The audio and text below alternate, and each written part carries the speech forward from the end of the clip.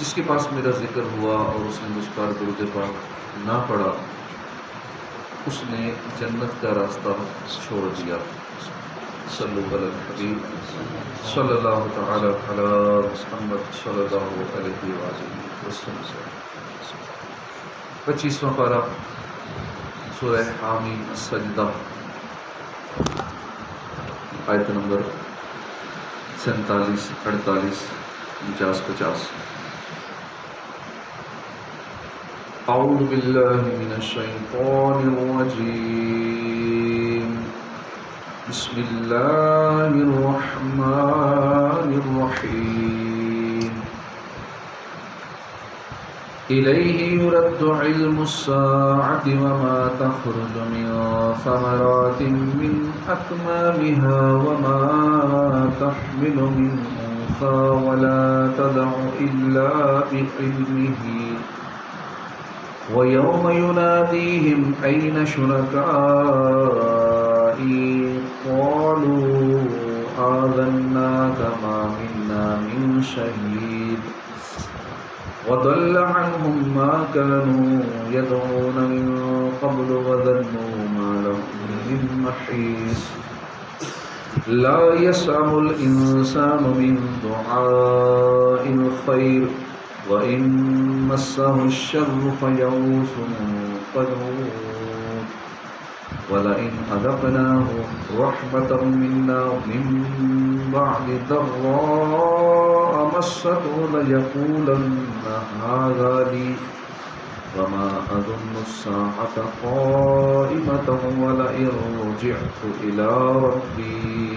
إِنَّ لِي عِندَهُ لَلْحُسْنَىٰ فَلَنُنَبِّئَنَّ الَّذِينَ كَفَرُوا بِمَا عَمِلُوا وَلَنُذِيقَنَّهُم مِّنْ عَذَابٍ غَلِيظٍ۔ اللہ کے نام سے شروع، مہربان رحمت والا۔ الیہ یرد، اس اللہ کی طرف، یرد لوٹایا جاتا ہے، علم الساعۃ، قیامت کا علم، وما تخرج، اور نہیں نکلتا، من ثمرات، کوئی پھل، من اکمامہا، اپنے غلاف سے، وما تحمل من انثی، اور کوئی مادہ حاملہ نہیں ہوتی، ولا تدع، اور نہ وہ بچہ جنتی ہے، الا بعلمہ، مگر اس کے علم سے، ویوم ینادیہم، اور جس دن وہ ندا فرمائے گا انہیں، اینا، کہاں ہیں، شرکائی، میرے شریک، قالوا، تو وہ کہیں گے، آذناک، ہم بتا چکے تجھے، ما منا من شہید، نہیں ہے ہم میں سے کوئی گواہی دینے والا، وضل عنہم، اور غائب ہو گئے ان سے، ما کانوا یدعون، جن کی وہ پوجا کرتے تھے، من قبل، پہلے، وظنوا، اور وہ سمجھ گئے، ما لہم من محیص، کہ نہیں ہے ان کے لیے بھاگنے کی کوئی جگہ، لا یسعم الانسان، اکتاتا نہیں آدمی، من دعاء الخیر، بھلائی مانگنے سے، وَإِن مَسَّهُ الشَّرُّ، اور اگر اسے کوئی برائی پہنچے، فَيَئُوسٌ قَنُوطٌ، تو بہت نا امید، بڑا مایوس ہو جاتا ہے، وَلَئِنْ أَذَقْنَاهُ، اور ضرور اگر ہم چکھائیں اسے، رحمتاً، رحمت کا مزہ، منا، اپنی طرف سے، من بعد ضراء، اس تکلیف کے بعد، مستہ لیقولن، جو اسے پہنچتی تھی تو ضرور وہ کہے گا، لیقولن، ضرور کہے گا وہ، ھذا لی، یہ میرے لیے ہے، وما اظن الساعۃ، میں گمان نہیں کرتا قیامت کو، قائمتاً، قائم ہونے والی، وَلَئِن رُجِعْتُ، اور ضرور اگر مجھے لوٹایا گیا، اِلیٰ ربی، میرے رب کی طرف،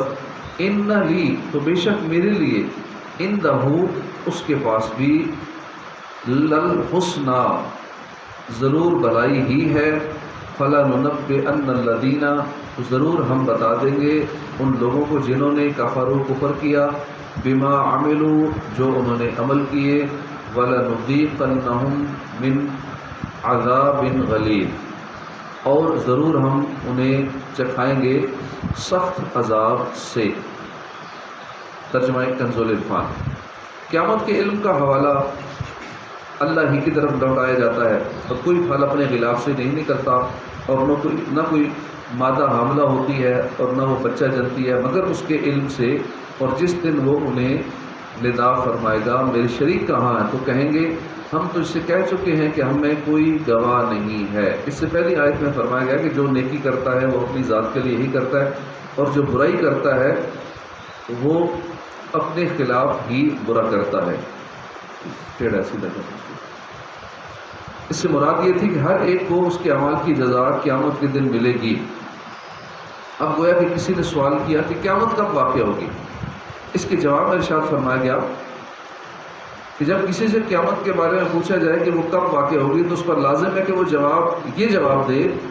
قیامت واقع ہونے کے وقت کے بارے میں اللہ تعالیٰ جاننے والا ہے، اور مخلوق میں سے کوئی بھی از خود اس کے وقت کے بارے میں نہیں جان سکتا۔ اور جب قیامت آ جائے گی تو اللہ تعالیٰ نیکوں اور گناہ گاروں میں جنت و دوزخ کا فیصلہ فرما دے گا۔ اس آیت سے معلوم ہوا کہ قیامت قائم ہونے کے وقت کا علم اللہ تعالیٰ کے ساتھ خاص ہے۔ اسی کے بارے میں ایک اور مقام پر فرمایا یسألونک عن الساعة ایان مرساها قل انما علمها عند ربی۔ آپ سے قیامت کے متعلق سوال کرتے ہیں کہ اس کے قائم ہونے کا وقت کب ہے، تم فرماؤ اس کا علم تو میرے رب کے پاس ہے، اسے وہی اس کے وقت پر ظاہر کرے گا۔ وہ آسمانوں اور زمین میں بھاری پڑ رہی ہے، تم پر وہ اچانک ہی آ جائے گی۔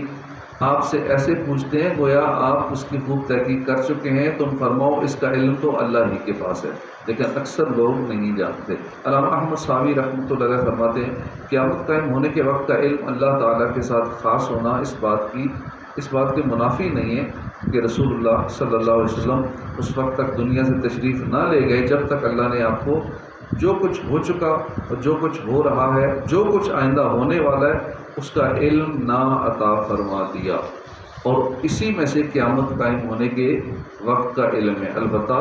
آپ صلی اللہ علیہ وسلم نے لوگوں کو بتایا اس لیے نہیں کہ آپ صلی اللہ علیہ وسلم کو یہ علم چھپانے کا حکم دیا گیا تھا، کیونکہ یہ اللہ تعالیٰ کے اسرار میں سے ہے۔ اس موضوع پر مزید تفصیل جاننے کے لیے سورہ اعراف کی آیت نمبر 187 کے تحت تفسیر ملاحظہ فرمائیں۔ وَمَا تَخْرُجُ مِنْ ثَمَرَاتٍ مِنْ أَكْمَامِهَا، اور کوئی پھل اپنے غلاف سے نہیں نکلتا، یعنی اللہ تعالیٰ پھل کے غلاف سے برآمد ہونے سے پہلے اس کے احوال کو جانتا ہے، اور مادہ کے حمل کو اور اس کی ساعتوں کو اور اس کی ولادت کے وقت کو اور اس کے ناقص اور غیر ناقص کو، اچھے اور برے، نر اور مادہ ہونے وغیرہ سب کو جانتا ہے۔ لہذا جس طرح قیامت کا علم اللہ تعالیٰ کی طرف منسوب کیا جاتا ہے، اسی طرح ان امور کا علم بھی اسی کی طرف منسوب کرنا چاہیے۔ یہاں پر ایک سوال قائم ہوتا ہے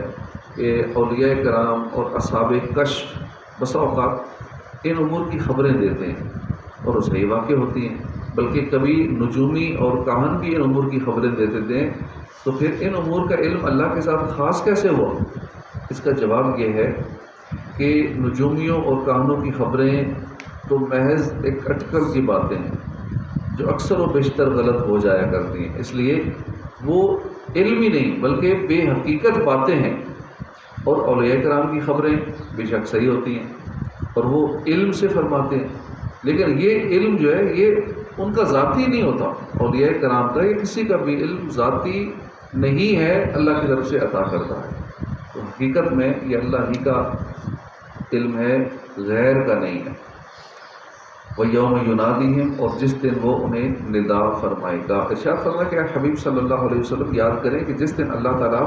مشرکین سے فرمائے گا تمہارے گمان، تمہارے عقیدے میں جو میرے شریک تھے وہ کہاں ہیں جنہیں تم نے دنیا میں گھڑ رکھا تھا اور انہیں تم پوجا کرتے تھے؟ اس کے جواب میں مشرکین کہیں گے اے اللہ ہم تجھ سے کہہ چکے ہیں کہ ہم میں ایسا گواہ نہیں ہے جو آج یہ باطل گواہی دے کہ تیرا کوئی شریک ہے، آج ہم سب مومن اور تیری وحدانیت کا اقرار کرنے والے ہیں۔ مشرکین یہ بات عذاب دے کر کہیں گے اور اسی وجہ سے اپنے بتوں سے بیزار ہونے کا اظہار کریں گے۔ وَضَلَّ عَنْهُمْ مَا كَانُوا يَدْعُونَ مِنْ قَبْلُ وَظَنُّوا مَا لَهُم مِّن مَّحِيصٍ، اور جن کو وہ پہلے پوچھتے تھے وہ ان سے غائب ہو گئے اور وہ سمجھ گئے کہ ان کے لیے کہیں بھاگنے کی جگہ نہیں ہے۔ یعنی مشرکین دنیا میں جن بتوں کی عبادت کیا کرتے تھے وہ حشر کے میدان میں نہ ان کی سفارش کریں گے نہ ہی ان کی مدد کریں گے، تو ان کا وہاں موجود ہونا ایسے ہوگا جیسے یہ وہاں سے غائب ہے، اور مشرکین کو یقین ہو جائے گا کہ اب ان کے لیے اللہ کے عذاب سے بچنے اور جہنم سے کہیں بھاگ جانے کی کوئی جگہ نہیں ہے۔ لا یسع الانسان من دعاء الخیر، آدمی بھلائی مانگنے سے نہیں اکتاتا، اور اگر اسے کوئی برائی پہنچے تو بہت نا امید، بڑا مایوس ہو جاتا ہے۔ یعنی کافر انسان ہمیشہ اللہ تعالیٰ سے مال، امیری اور تندرستی مانگتا رہتا ہے، اور اگر اسے کوئی سختی، مصیبت اور معاش کی تنگی پہنچے تو وہ اللہ تعالیٰ کے فضل اور اس کی رحمت سے بہت نا امید اور بڑا مایوس ہو جاتا ہے۔ یاد رہے کہ اللہ کی رحمت سے، اس کے فضل سے مایوس ہو جانا ایک کافر کا وصف ہے، جیسا کہ سورہ یوسف میں ہے، اِنَّهُ لَا یَیْأَسُ مِن رُوحِ اللَّهِ إِلَّا الْقَوْمُ الْکَافِرُونَ، بے شک اللہ کی رحمت سے کافر لوگ ہی نا امید ہوتے ہیں۔ مومن کی یہ شان نہیں ہے کہ وہ مصیبتوں، پریشانیوں اور تنگدستی کی وجہ سے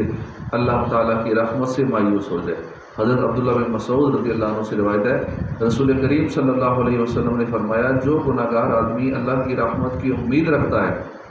وہ اس بندے سے زیادہ اللہ کی رحمت کے قریب ہوتا ہے جو بڑا عبادت گزار ہونے کے باوجود اللہ کی رحمت سے مایوس ہوتا ہے،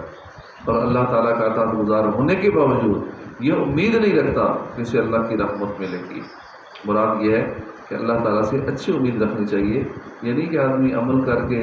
یا بغیر عمل کے بے خوف ہو جائے، یہ تو جرأت ہے۔ وَلَئِنْ أَذَقْنَاهُ رَحْمَةً مِنَّا، اور اگر ہم اسے اس تکلیف کے بعد جو اسے پہنچی تھی اپنی رحمت کا مزہ چکھائیں تو ضرور کہے گا یہ تو میرا حق ہے، اور میرے گمان میں قیامت قائم نہ ہوگی، اور اگر میں اپنے رب کی طرف لوٹایا بھی گیا تو ضرور میرے لیے اس کے پاس بھی بھلائی ہی ہے۔ تو ضرور ہم کافروں کو ان کے اعمال کی خبر دیں گے، اور ضرور انہیں سخت عذاب چکھائیں گے۔ یہاں سے کافر انسان کا دوسرا حال بیان کیا جا رہا ہے کہ اگر ہم اسے بیماری کے بعد صحت، سختی کے بعد سلامتی، تنگدستی کے بعد مال و دولت عطا فرما کر اپنی رحمت کا مزہ چکھائیں تو وہ کہنے لگتا ہے کہ یہ تو خالص میرا حق ہے